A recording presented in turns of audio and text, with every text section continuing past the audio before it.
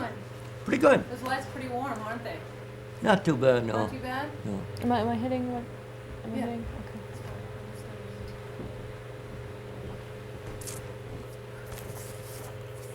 So you might want to try to. Yeah, I'm cutting out. I'm cutting out a lot of the people. Let's see if we can, the way we should put it in. The Franklin Institute I'd like to expound on because there's a lot Okay, there. well, let's kind of. But that's probably where most of it will be. I think it's probably gonna take a minute or two.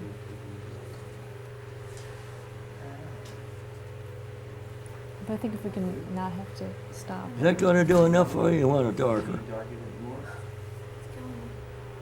I think if we can go straight through into. Know where it's coming from? Down there. No. Just, Oh. We got it, sir.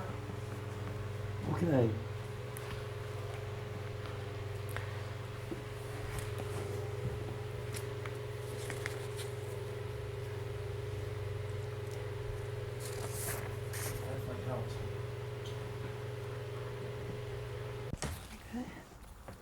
Okay.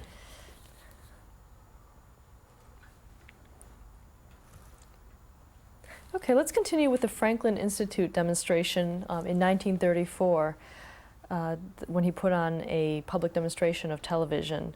Were you there? Yes, I was there. Could you tell me about it?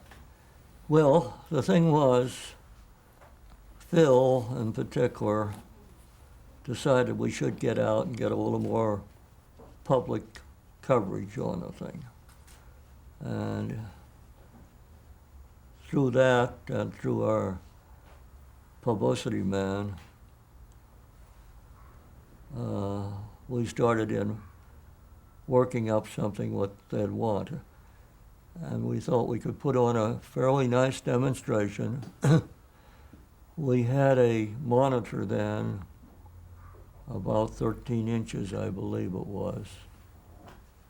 And we had it down in they put it in the basement of the Franklin Institute, in the one of the lecture rooms there. In fact, at the recent disclosure of the tube that was the book that was published, they had set the thing up, and we decided to do as best we could. We thought we could take up on the roof and put a camera up there and use sunlight, because the amount of light we needed at that time was considerable. We still needed light. And to get any area, you had to resolve to sunlight. So we put it up there and set up a little ring so we could get some amateurs to box in it, and also some dignitaries to show up there. In fact, the mayor of Philadelphia showed up. It sort of backfired because they said it was his true colors, the green, were showing up. Because at that time we only had a green cathode ray tube. The phosphor was just green. And it was a long ways from where we've come now. And we had the one monitor down below to see. And the apparatus is up, as I say, up on the roof, and we wired it on down. And lo and behold, all sorts of people started to show up. We had more than we expected. We didn't expect very many. And so we did the best we could. Now, was this the only monitor? Huh? Was this the only monitor that you had? Yeah. So this was it. What kind of security did you No, have? we had two tubes, and one of them, actually, a very thing happened. And one night, I came in and the next morning, went to turn it on, and I looked, and glass was all over the place. That tube had imploded. And so we had to go out, and they made a big push, and we got another tube in to it. And we did have the glassware already. And so we set that up, and the people seemed to enjoy it. It was surprising that they could see with their imagination and the picture. I mean, they were entertained by these young fellows up there boxing, and a couple girls doing acrobatic dancing and things like that. I mean, because it still was very limited. We had about a depth of focus was only about a foot. So we had to draw a line and work on that line. And the width was only about, maybe 10 feet. What were your duties during that time? Well, my duty at that time was to operate that equipment down there to keep it going. Were there Yeah. ever any problems aside from the? Except the from one tube? problem, that was enough. My fingers got tired of being crossed all the rest of the time. Was this the only television set in existence? Huh? Was this the only television set in existence? Well, as I don't far as know. Farnsworth is concerned? I think RCA probably Well, I mean, has. I'm talking about with your from your In lab. our company? Yeah. Yeah, we only had the two sets. I mean, the two tubes. Did you have a lot of security? Huh? Did you have a lot of security at the institute just to make sure nothing happened to the No, sets? no. We didn't worry about that. Okay. Did people pay to get in? How much did people have to I pay? don't know if they did or they were members or what. That was the least of my worries. It's just how many are going to come in and sit down here? Were you involved in any of the programming decisions about who got to go onto the camera? Or Oh, no, I didn't do any of the camera end of it. That was handled upstairs. That was, were you there when Phil televised the moon? yeah, it was the same Okay. place. What kind of reaction was there to that? I don't know. The worst trouble with television in the early days was very much of a so what attitude. In other words, well, you can see the moon, so why bother televise it? And the actually public, I don't think, had any idea what was happening or what it was going to lead to, because there were a lot of horror stories about, well, the first thing you know, they'd be putting televisions everywhere, and people would, I mean, the general public, to me, didn't get a very good introduction to it because they weren't willing to accept a poor thing. It's just like you take some kids out today and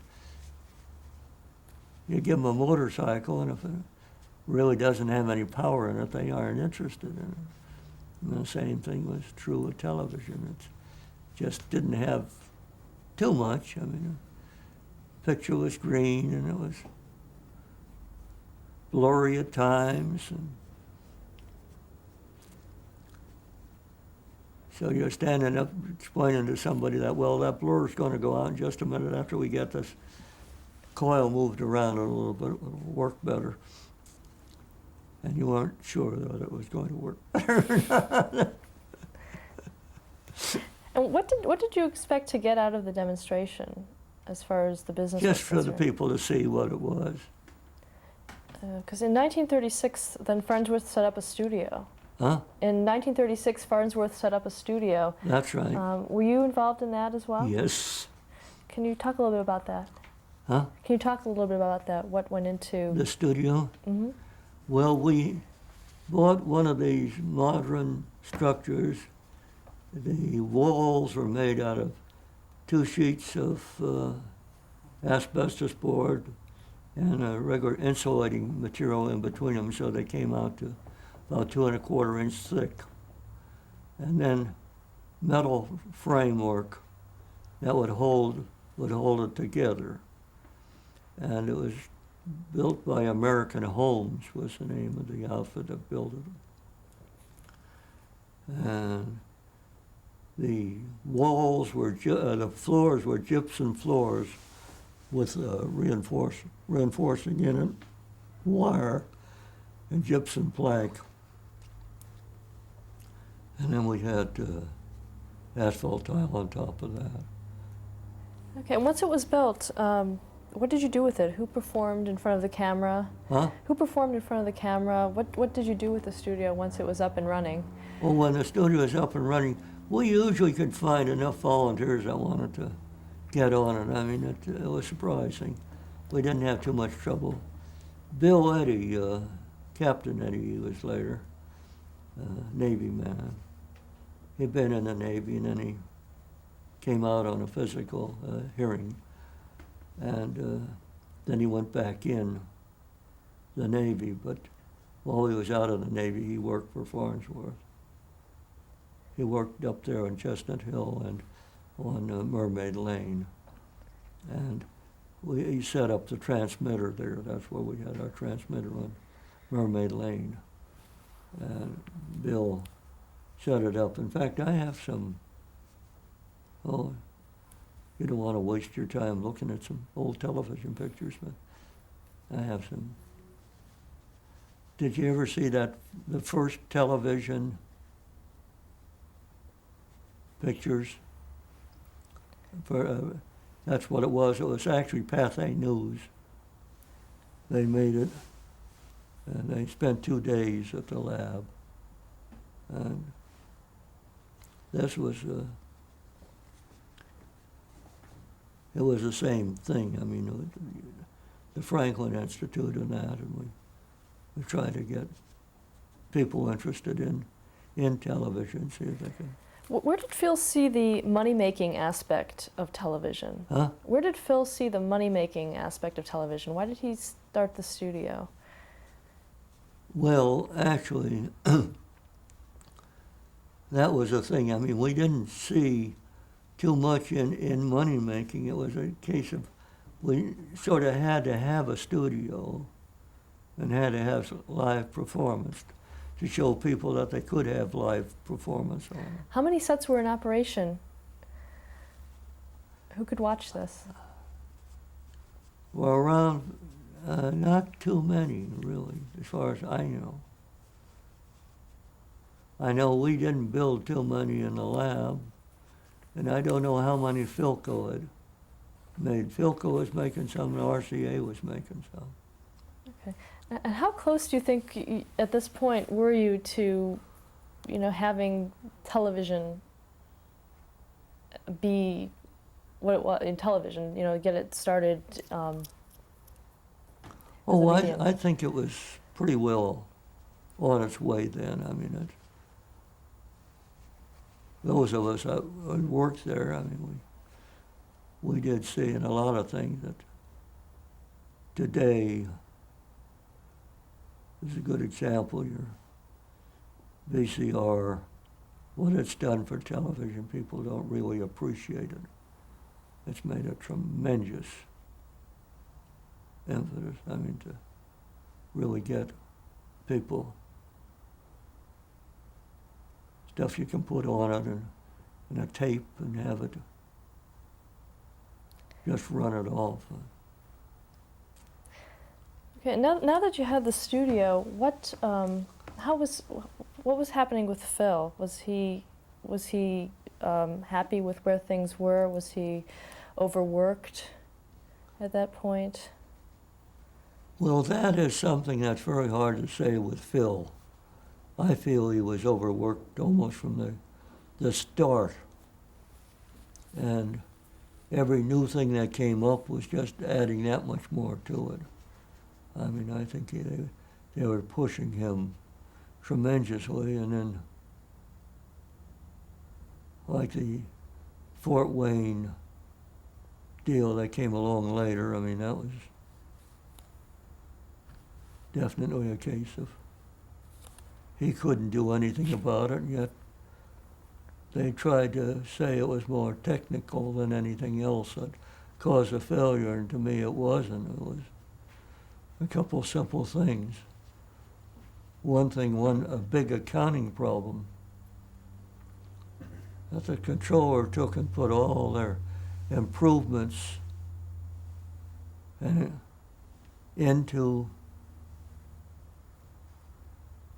he tried to write them all off, in other words.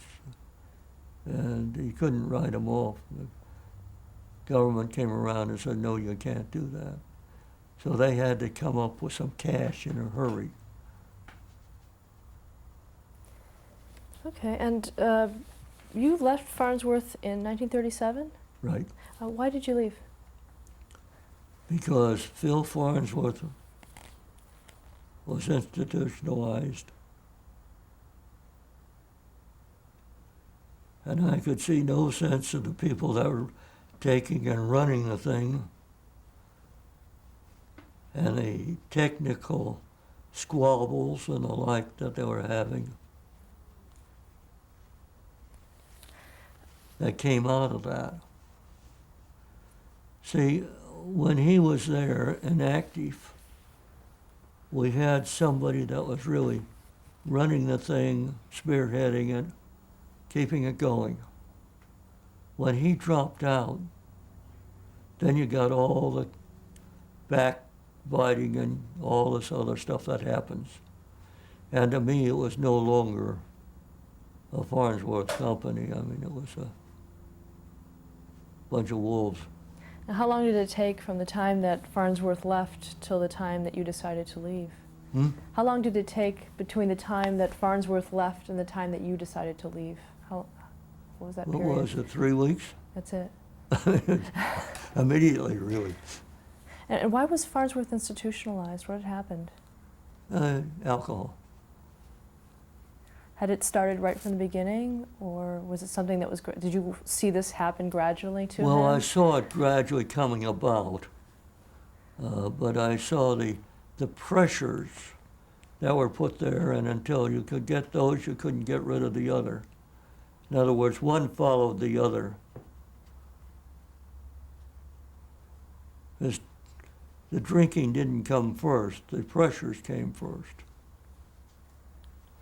And then when he tried to use the drinking for comfort, it didn't work out, which is true. I mean, but most alcoholics never know that.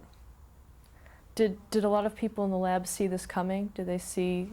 Oh, I don't know. Some did and some didn't, but the lab was really sort of busted up too, see. Was Toby still there? Huh? Was Toby still there at the time? No, Toby left. Toby left. They wouldn't hire. They let Toby go. With me, they asked me, they said, well, what you're going to be doing your same job? Do you think you'll be doing that? See, I had all apparatus building, and so it was a fairly important job. But they said, we don't think one man can handle that anymore, was the way they put it. And who's they? Huh? Who is they? Well, this was, let's see, who was the first one that talked to me? Everson. Actually, that was George Everson. And when you left, what was the status of Farnsworth's television operation? I don't know. It didn't do too much. I mean, it was going down because they bought this plant out then in Fort Wayne, and they wouldn't be doing the same thing there, and that's what I wasn't keen about that. Besides that, I was fed up with their politics when they had a genius working for them there, and they didn't want to give them any credit at all. And what did you do afterwards? Where did you go? Oh, I came out to California and got in gold extraction money. So So you left television completely? Yeah, I was going to get into something where somebody knew what they were doing. But I've been in that. I've been a manufacturing engineer for 41 years. And I've still come to the conclusion nobody knows what they're doing. When was the first time that you had television in your home? Huh? When was the first time that you had television in your home? What year did you? First time I had television, let's see. We were actually out here. It wasn't until in the 50s I had television. Were you at the World's Fair in 1939? Huh? Were you at the World's Fair in 1939? Yeah, You were. I went there, yeah. Did you see the television demonstration? I didn't think too much of it. Can you talk a little bit about it? What it was like? Huh? Can you talk a little bit? Can you describe the demonstration? What you thought of it? Well, actually, I didn't get a chance to really see it good because they were working on the equipment. And to me, that meant you don't bother seeing it for a week or two. Yeah. Did you go to the fair specifically to see the demonstration? No. No? I like theirs. Okay, let's stop there. Pick up where we left off. Okay, I had just asked, we just talked about the World's Fair. Yeah. The reason I go to World Fairs. Okay, now I'm going to ask you a few questions about Phil's later years, because I know you saw him later, and then ask you some. I didn't see him too much, really. Is it on now? Okay, did you see Phil in the 50s and 60s after you had left? I'm trying to think of the last time I saw him was after World War II. He's back in Fort Wayne.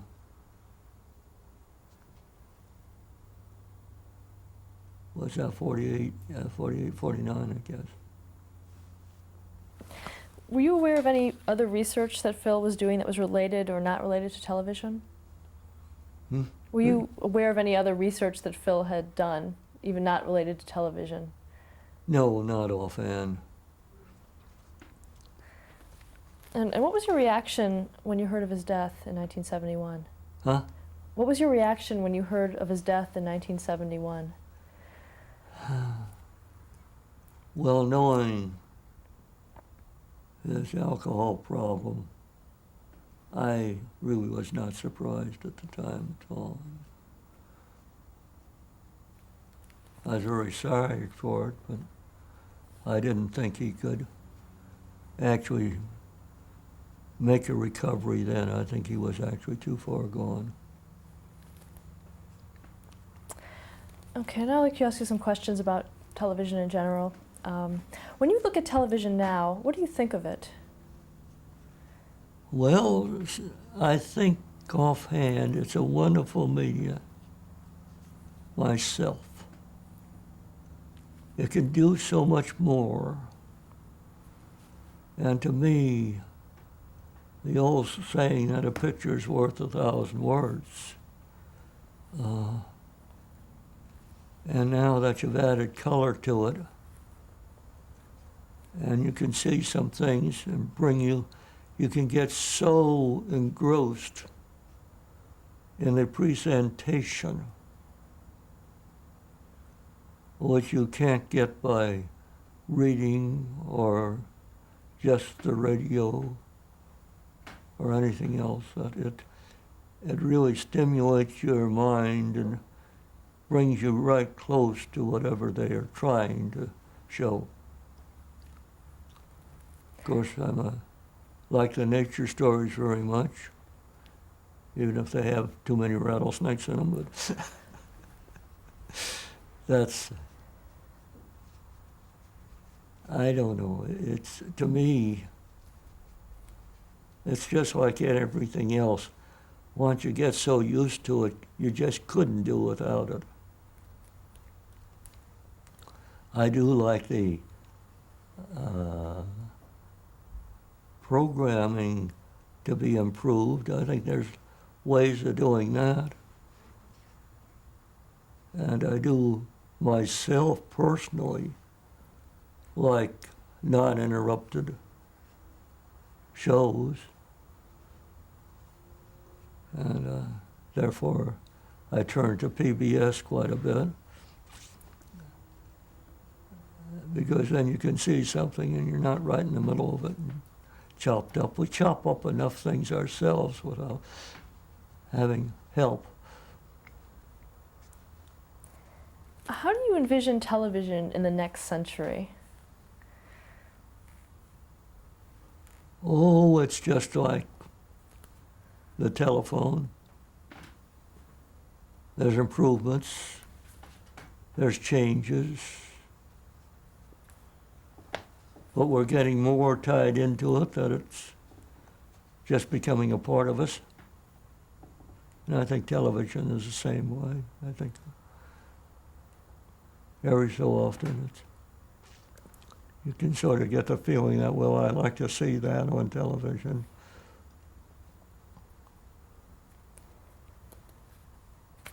Do you think we've lived up to Farnsworth's dream for television's utilization? Hmm? Do you think we've lived up to Farnsworth's dream of television's utilization? Farnsworth's dream of it. Yeah. Well, unfortunately, Farnsworth saw how it was manipulated into doing so many things he would not like. He did not like the interruptions that you get. And as you can say, somebody has to pay for it, so you're going to get the interruptions. But at the same time, in his dream, I think he wanted different than that. Okay, and I'd like you to put Phil's work into perspective. What made him special, not only as an inventor, but as a person? Well, as a person, as a conveyor of knowledge to someone else,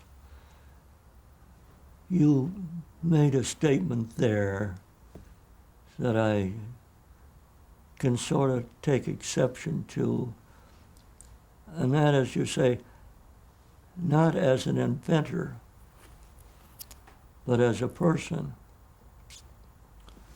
Well, really, an inventor is a person, and an inventor is trying to pick up something that has not been brought forward. That's what an invention is.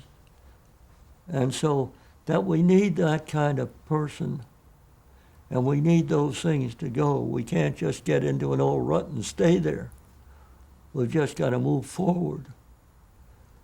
And we have to have this change. And there's a lot of people say, oh, you don't want change, there's too much interruptions and things like that to make a change, that it should all flow free. But if you get something free, it's almost static. And you have to go ahead and really, he's going to hit you. Oh, please go on. Okay. Oh, you can go on. Huh? You can. Well, that's the thing, that people, to me, invention is just another way of expressing people, what people can do. You can invent, you can pick up something that hasn't been uncovered yet. You can work on that. And this is what more people should be doing. I don't like the fighting over patents and things like that. I myself, maybe because I've never made any money on my patents, they would be it, but really, to me, patents are what you're giving.